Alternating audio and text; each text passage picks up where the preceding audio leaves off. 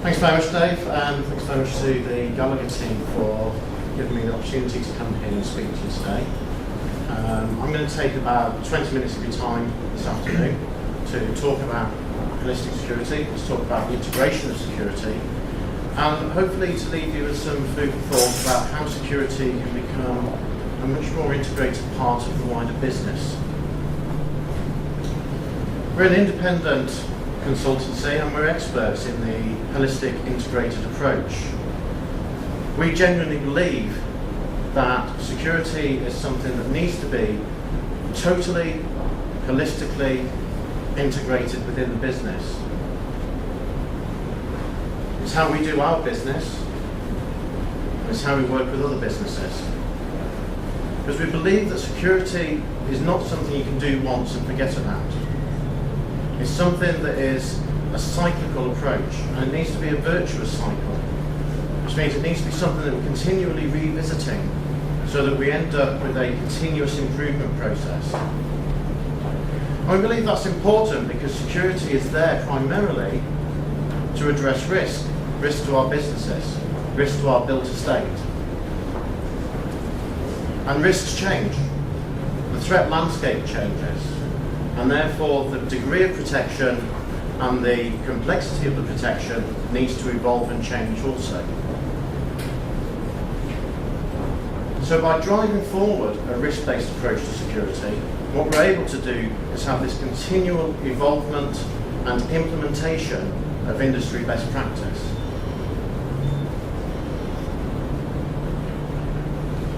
Something that we see a lot, we go out onto sites and we do security reviews. And we sit down with security teams, we sit down with the end operator in particular, and we say, tell me about your user experience. Tell me what happens when you're dealing with an incident. And they say, well, an alarm goes off, so I go to a console and I find out where the alarm is. Then I work out on this console where the camera is that's near that alarm, I pull that on the screen, then I'll see what's going on, and I'll probably go out and investigate a bit further, or I'll go and deal with that incident. And I think, crikey. That could be a little bit better. It doesn't seem very joined up to us. And a lot of the time, it's because security is procurement driven. Security integrators aren't dealing with end users when they're selling on. They're dealing with procurement people. And procurement people are thinking about the bottom line. And they see things like the integration module as an additional cost, as an unnecessary additional cost. And these security components, they're not inexpensive pieces of kit. But by not having an integrated approach, we're not able to get the very best possibilities out of our components. So a better scenario, an alarm goes off and the imagery is instantly captured by the right camera and fed to the screen in front of the operator, and maybe a nice 3D site plan is displayed for him, and he knows exactly where the incident is, and he can see on screen exactly what's happening at that point in time, and he can deal with it in real time. Does that sound better? Yeah? Sounds better end user experience, certainly, doesn't it?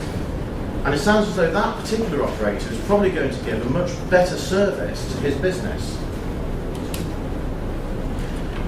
Imagine then if what we're also able to do is pull additional information into that scenario. If we're able to pull information off the corporate network that says, here are incident response procedures for that particular alarm, crisis management plans, business continuity documentation, and he has that at his fingertips, and it's intelligently done so that it actually relates to the type of alarm he's dealing with. Is that a better scenario? Is that a better end user experience? Is that a better service back to the business? So now what we're able to do is we're able to give a much better service, a much better security solution back to our business because of this integration. Yeah? Sitting underneath all of these systems though, much more technology than we've ever had before.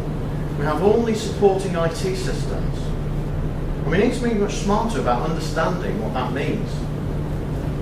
We need to understand that these IT systems need to be looked after and maintained and secured in exactly the same way as the rest of our system. Otherwise we introduce underlying flaws. And we need to understand the quality and the quantity of the data that sits within these systems. Because we need to understand what our obligations are for looking after that data, our obligations for compliance to regulation like the Data Protection Act.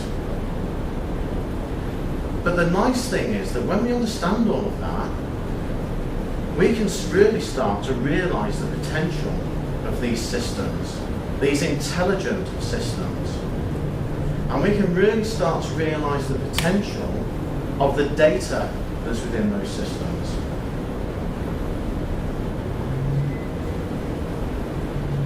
So, we take our scenario now, and our guy's got this lovely integrated approach, and he's getting all of this information. And what about if we now go back to the business, and we say, we can work with you to give you some service back? What if we say, we can provide you with information for timesheeting purposes? We're providing a service back to the business now. At the moment, in a large number of businesses, security is kind of seen as being over here. It's this silo over here. It's those people that look after security. And we're not seen as providing a return on investment, which is why we struggle for funding. We're not seen as providing a valuable service back to the business, but we can be if we're smarter.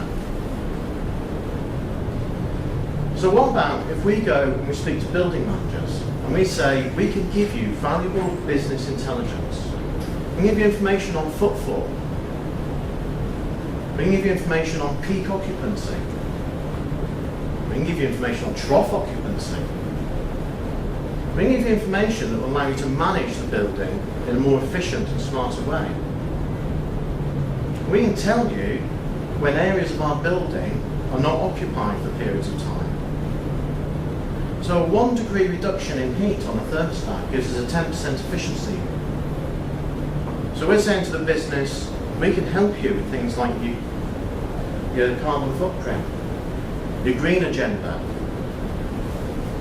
We can give you information, we can give you intelligent information that can actually help you to drive down costs of running the built estate. So where are we now? We're still out here in the cold as the security people. What we're starting to do is we're starting to say to the business, we cut across business silos. And if we're smart, we can be seen as being a real valuable asset to the business. What about if we say we can work with HR? I've already mentioned timesheet information. But what about being able to link into things like HR systems and health and safety systems, so that we're able to provide proactive and preemptive control? We're able to link into back-end databases that say, if you don't have a current license to work, you don't go into those dangerous areas. If you have not done your hazmat refreshers, you do not go into hazardous areas. Is that a good service? What about if we're able to take that step further and proactively inform users and line managers that those licenses are going to expire? And give them the opportunity to do the refresher training and not just be your name's not down, you can't come in. That's a good service, isn't it? That's something that businesses would normally pay for. And what if we can go back to them and say, you don't need to pay for that, it's okay. It's already in our system, we can do that. No extra cost to you, we'll provide you with that service. How many business managers are going to start sitting up now and thinking, hang on a minute, this is quite useful to me? And we can take it further again. we can really start to cut across all sorts of silos, and we can start to cut across meeting all sorts of business agendas. So we've said, we're talking to HR, we can help you. Health and safety, we can help you. Building managers and FM managers, we can help you. What if we can really start to plug into all of those key business silos and find ways to help them? So we're coming in out of the cold and becoming business-centric. We're getting business managers to see security as a business enabler.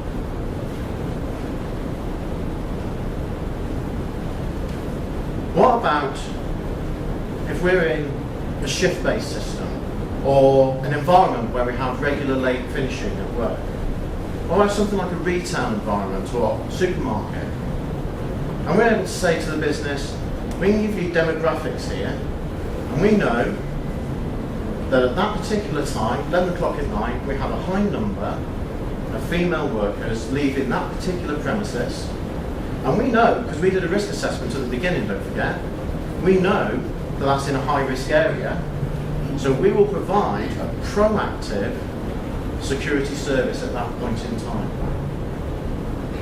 We will make sure we've got eyes on that place at that time, that we are ready to intervene if anything happens. We can provide that safe working environment. But more than that, how much assurance, how much of a nice warm feeling are those workers having, knowing that they're being given that proactive service? I think I'd like that. Would you like that? You'd like to know that when you were leaving work, if you were leaving at a dangerous time, in a dangerous place, there's somebody keeping an eye on you. And that doesn't have an inherent value to it, but it's security saying, we're actually really clever in what we can do. We can engage with a business and give you all of these things. And do you know what? It didn't really cost you anything. So we've got this comprehensive risk-based strategy. We've used that to design our systems. We've used that to drive policy and process. We've cut down these business silos. We've increased business engagement, and we've become business-centric. We're providing the business with intelligence that they can use to make the business smarter and more efficient and more effective. And most of the time, we're doing that with what we've already got. How does that sound? Yeah? I like the sound of it myself. A representative supermarket. Now, retail, and supermarkets in particular, have always been ahead of the curve. They have always understood the value of business intelligence. They know that information is king. They know that intelligence keeps them ahead of their competitor. And they're using security systems in a very smart way. Supermarkets are using their security systems to tell them footfall, to tell them which aisles people are visiting, and the demographics of those visitors, and the times of day and night when those visitors are arriving. And they're building their marketing strategy around that intelligence. They'll do A/B testing. They'll put a promotion at either end of an aisle, and they'll use their CCTV imagery, reviewing that imagery, to see who visited which promotion, how long they spent there. And they link all of that into EPOS systems, their electronic point of sale systems. So they know what you did from the minute you entered the store to the minute you left with your carrier bag under your arm. And they know exactly what you bought, and they can track that back and see why you bought it. And they do this with all sorts of promotions. So a Heineken promotion sat next to Stella, and they'll put a money off offer on the Heineken, and they'll watch and see, did people go to the promotion? Did they spend a long time looking at it? Did they buy, or did they still go back to their own brand that they normally buy? And they'll tweak their promotion. to try and make you buy what they want you to buy. That's pretty clever stuff, really, isn't it? That's pretty clever stuff, considering they're using a system that originally was put in for purely security and health and safety. But it delivers so much more within a retail environment, because they're using this imagery for the customer service side of things as well, for driving forward the customer experience. So they're looking at footfall, and they're looking at queuing times, and they're looking at staffing levels. And they're looking at how they can bring all of that information together to deliver the best customer service. But they also want to make sure that what they're driving forward is an increased internal cost balance as well. They don't want to be flooding the tills if there's nobody in the store.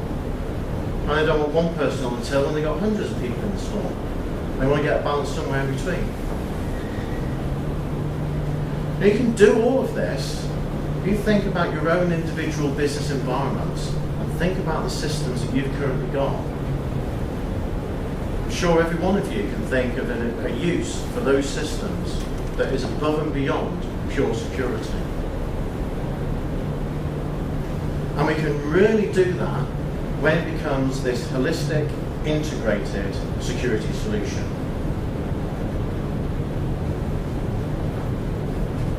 I said earlier, security components, they don't come cheaply. And if you don't integrate them, if you don't think of the solution in its entirety, if you don't realise that a security solution that is holistic is greater than the sum of its parts, then you're wasting an awful lot of money and you're missing out on an awful lot of opportunities. If you don't take that approach and you don't seek to become that business-centric solution, you might just as well spend £400 on an iPhone using it to text your mum.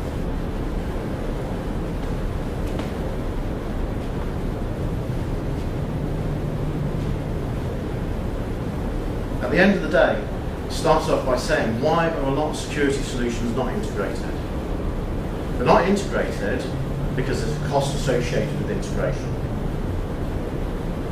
But what we're able to do is go back to our businesses and talk to them about return on investment. Yes, I need that much off you, but in return, I can give you so much more. You imagine a budget cycle down the road and having somebody come to you and say, how much do you want? Instead of, you want how much? It's not just having your cake and eating it. It's having so much more cake than you ever thought was possible.